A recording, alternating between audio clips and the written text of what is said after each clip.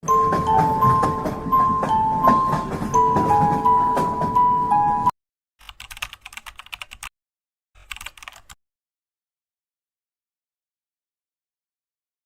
friend and I went to look at a rental house in our hometown.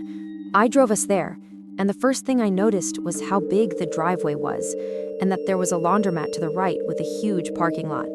I was in my early 20s, so my first thought was so much room for parking when we have parties. The next thing I noticed is the house on the left has a big tree in the front yard and a hole in the window about the size of a baseball. The man showing us the house arrives. He's probably in his 40s, a bit overweight, but nothing unusual.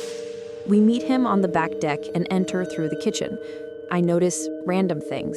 The house hasn't been updated since it was built in the 40s to 50s, common for that area. There's built-in bookcases and a boarded-up window in the living room. Man says it's because they built a shed attached to the house. This doesn't fit the layout from the outside, but we shrug it off. We continue down the hallway and the man says, "You girls are gonna fight over the main bedroom.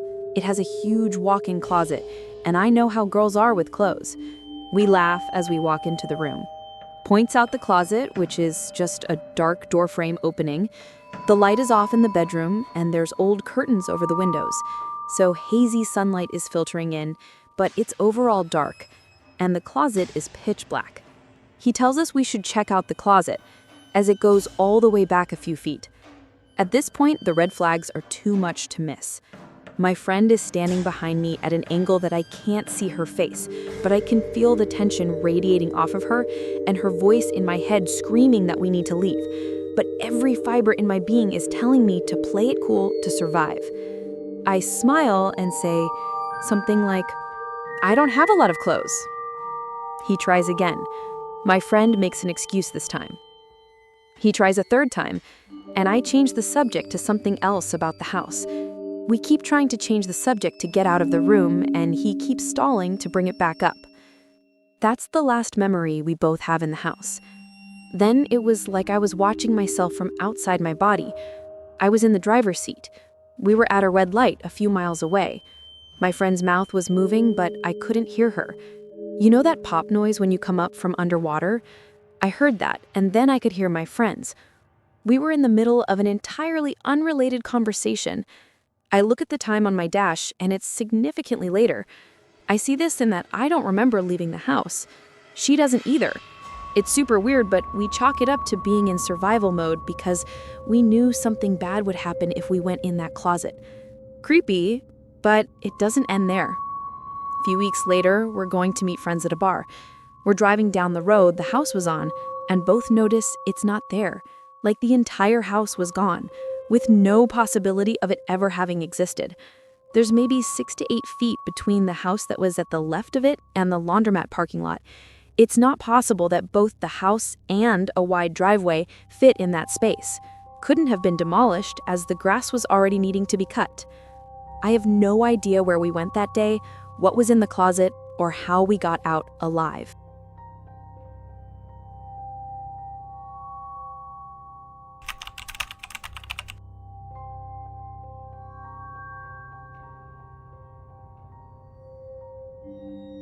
I've never had anything happen to me that would be considered like a glitch in the Matrix. But this morning, okay, so I'm out of town staying out hotel because I'm here for a work function, but our meetings start at 10 a.m. It's 7:10 this morning. My alarm goes off. I'm like, I need a couple more minutes. I put my phone down. I roll back over. All of a sudden, I can feel my phone in my hand, like almost as if it was placed in my hand, you know? What the fug? So I roll over, my phone is in fact in my hand. I know I didn't. I click the side of my phone, it says 11:30. B, I jumped out of bed so fast. And I look like one of those cartoon characters are like getting pinged, like, ding, because I have no idea what to do with myself. Immediately give the manager a call. And he's like, "Hi, Whitney. Good morning." And I'm like, "Good morning." I don't know why the tone. I don't know. Purely in panic, clearly. He goes, "Hey, you good?" And I was like, "Well, it's 11:30 and I'm not there." He goes, "Whitney, no, you're early as usual," because I always arrived early. This is 7:30 in the morning. I doubt this man has even left his house. He's having breakfast with his family. And then he proceeds to tell me like the time, the day of the week. And I'm like, look, I'm looking at my phone, my guy. It says 11:30. What? There's another person here for the same function. So I run to the window and I look and I see their car. And I'm like, there's no way they're late too. Anyway, I hang up and sit down and I'm like trying to collect my thoughts. Like, what? Mind you, while we're on the phone, I take a screenshot because I'm looking at 11:30. Takes a screenshot. After I sit down, I can't log back into my phone. It will not let me. So I turn it off. When I go to squeeze my phone to turn it back on, it falls on the floor face down. I lean down, hear my phone, pick it back up, and it's on, like not turning out, whatever, it's on, and it says 7:30. I log into my phone, immediately go to my pictures, no screenshot. Like, is this a traumatic event? Absolutely not. Does it not make any sense? Absolutely. And I don't accept this. What happened? Does it mean anything?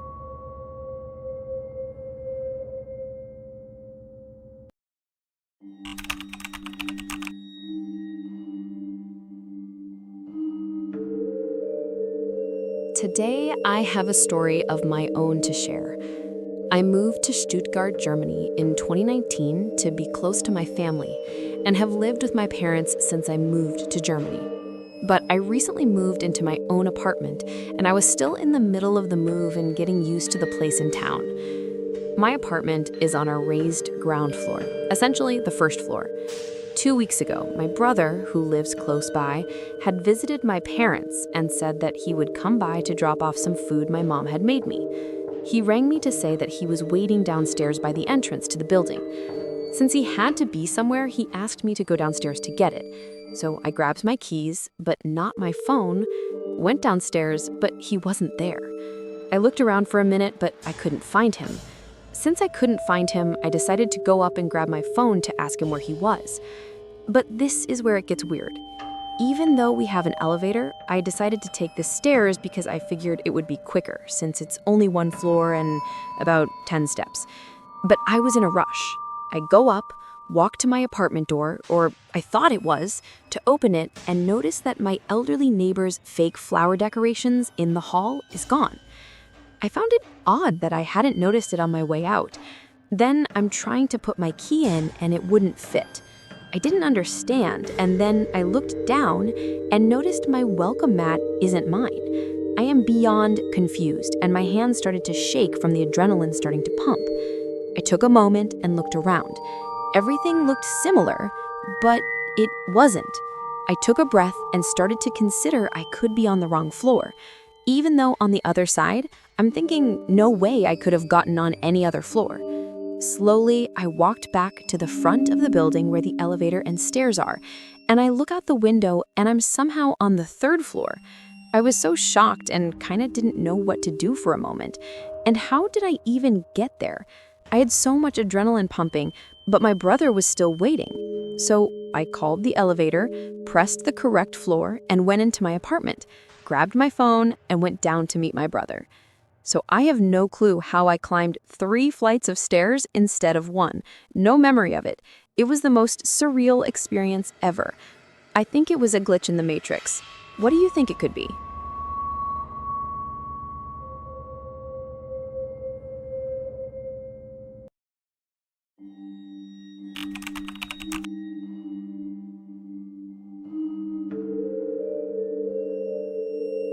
My name is Asher, and as I write this, it's Tuesday, August 1st at 9:46 p.m. Eastern Standard Time.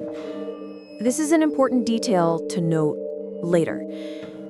So this all happened about 2 hours ago, give or take. My perception of time is severely altered at the moment, so I apologize.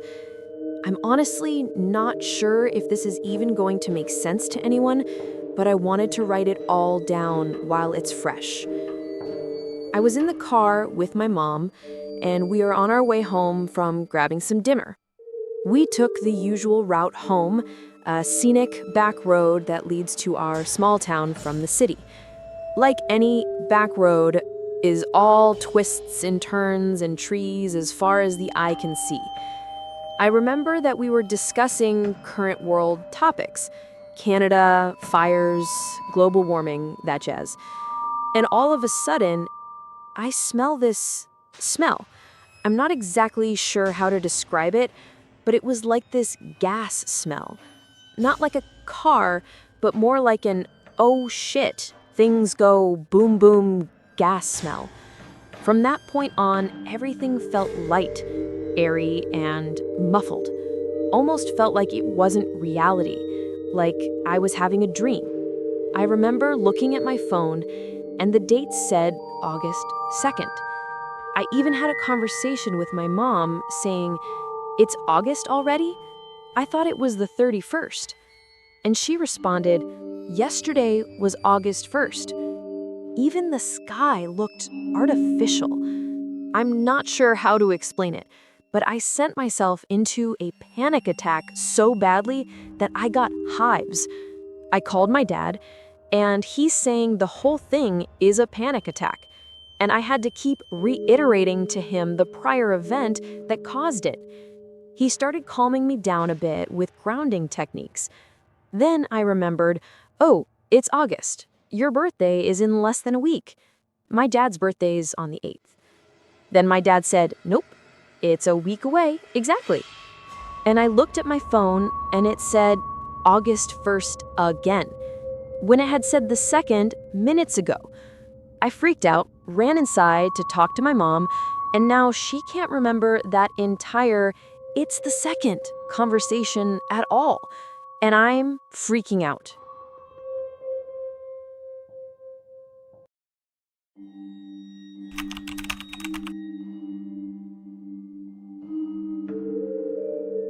I'm not sure if this was a glitch or if I went crazy. It was a busy shift in the ER on Friday, March 13th, 2020. I was training a new grad nurse and we were getting slammed. The emergency room was divided into pods, and each pod had 9 rooms. We were designated to the COVID pod, where the patients were in isolation. There was this beautiful old woman, about 75 years old, who arrives with shortness of breath and chest pains. I walk into the room, introduce myself and the new grad. I noticed that she had on a beautiful necklace with a blue jay on it. We are fully gowned in PPE, and we start to run a test on her. I asked if she had any family with her, and she started saying that she was alone with no family in the city. She was severely sick. Heart rate of 175, blood pressure 210/115, and she has a fever. I call the physician from my Spectral Link phone, a phone to communicate in the unit, to alert him of her vitals. The monitor starts going off, and she's suddenly entered into cardiac arrest. I press the code blue button to alert the staff to come for help. The new grad starts compressions, and I grab the ambu bag to give her breaths. About 7 people rush in with a crash cart, and we give her an epi and shock her. After 30 minutes, she is pronounced dead. Since she came alone, we had no idea who to call. I then got a call transferred from security, and it is a woman calling for room 11.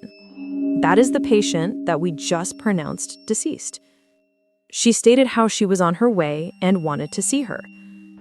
I say in a calm voice that she needs to come as soon as she could, because I could not say anything over the phone.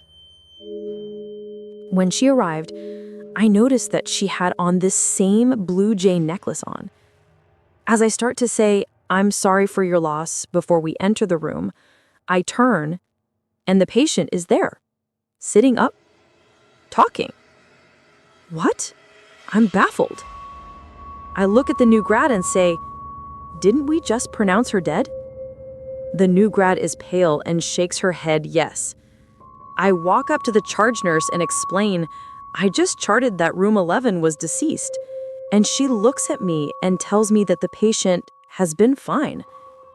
As I ask other nurses, they do not recall going into the room or pronouncing her dead. About 2 hours go by, and the granddaughter thanks me for the wonderful care I gave her grandmother. She hasn't seen her in years. She told me she placed the blue jay necklace around her so that she wouldn't feel lonely. Oh my God, she just put the blue jay necklace on her. I then go on my break, and I hear the cold blue alarm. I hear cold blue on room 11 over the intercom.